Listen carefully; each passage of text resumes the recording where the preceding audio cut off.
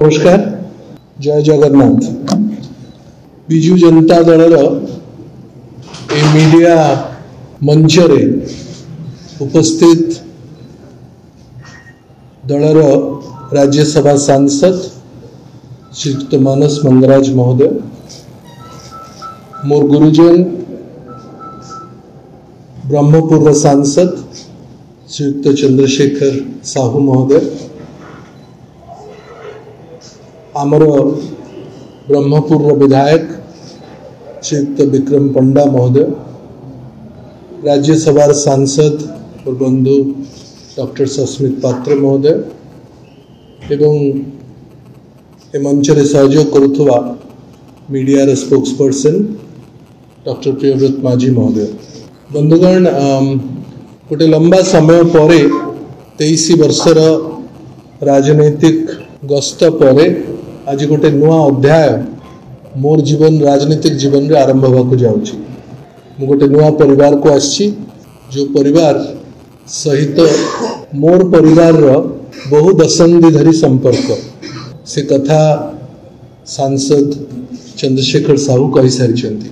ओडिशार सामूहिक विकास मालकानगिरी मयूरभंज नुआपड़ारू पुरी पर्यंत जो भली भावरे द्रुत गति रे चली ताकू आउरी अधिक शक्तिशाली आउरी अधिक क्रियाशील एक समृद्धशाली ओडिशा एक टाणुआ ओडिया जाति गठन करने पाई नवीन बाबू नेतृत्व रे ओडिशा रे जो प्रयास चली से गुंडुची मूसा भली किछि बाली झड़ेबा को मु आसी। जो दल रे थिली से दल प्रति मु मोर कृतज्ञता ज्ञापन करुछि। मु मोर आजिर इस्तफा पत्र मध्ये ता स्पष्ट भाव में उल्लेखित करिछि। बहु दायित्व मु सेठी निभेछि। काम करिवार प्रक्रिया रे राजनीतिक ढांचा को मध्य जानिबा पई बुझिबा पई चेष्टा करिछि। ओडिशार जनमानस को ओडिशार जनजीवन को विशेषकर युवक मानक पाई दक्षिण ओडिशार विकास पाई एवं परोक्ष रे सारा ओडिशार सबु वर्गर सबु अंचल किभली भाव में विकास हो पारिबो तार पाई मध्य किछि काम शिखिछि। कोठी ना कोठी